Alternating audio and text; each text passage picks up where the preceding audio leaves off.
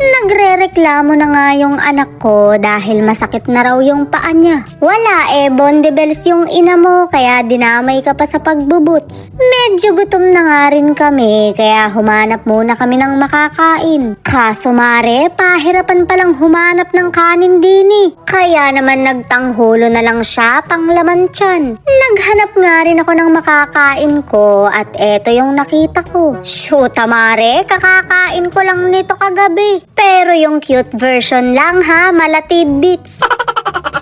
Nagyaya nga akong mag-shopping para ipampasalubong. Alam nyo na mare, marami tayong kaibigan. Medyo nahihirapan nga akong mag-isip kung ano ba yung bibilin ko. Kahit san kasi ko lumingon nasa 100 HKD. Mare, parang ibig ko na lang sa Shopee bumili. Meron din naman doon galing pa ng Shenzhen, China. Nakakita nga ako ng wallet at napaka-cute ng design. Egg pa yata to, medyo nakakagutom tuloy. Ring at tiningnan ko na yung presyo pero nagulantang na lang talaga ako. 98 HKD lang pala, afford ko. Afford kong lumayas dito. Mare, malapit na talaga akong mangutos. Pinuputok na nga ako sa init, tinotoyo pa yung anak ko. Masakit na raw kasi yung paa niya sa kalalakad, kaya ang sabi ko'y lumipad siya. Magpahid ka ng langis, parang si nanay lang.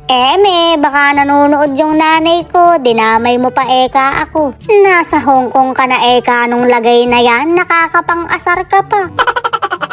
Shoot mare, hinihitura na rin ako ng kalalakad. Sakang na nga ako, lalo pang nagkanda sakang-sakang. Pero ginusto ko naman to, kaya pangangatawanan ko. Ito na nga yung last na gagalaan namin na isa sa pinaka-pinupuntahan dito. Bumili muna kami ng ticket dahil sasakay kami sa cable car. Ayan yun mare, medyo kinikilabatuta na tuloy ako. Napakataas niyan at medyo mahaba-habang biyahe. Medyo takot pa naman ako sa heights kaya aligagana si ganda. Pero madialysis, hindi ka takot. Syuta ka, inom pa more.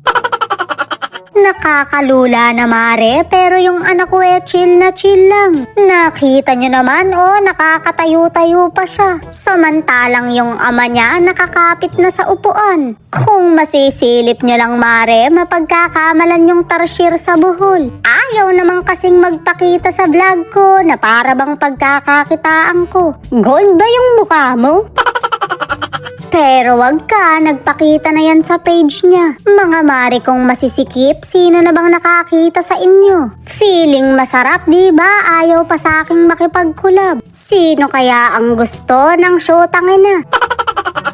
Namahinga nga muna kami dahil masakit na yung paa ko. Mare, pagang-paga na rin yung matres ko. Nagtry kaming maghanap ng kanin pero bigo pa rin kami. Shoot mare, pakiramdam ko'y hindi ako tatagal. Mawala na ang gin, wag lang kanin. Pwede nga.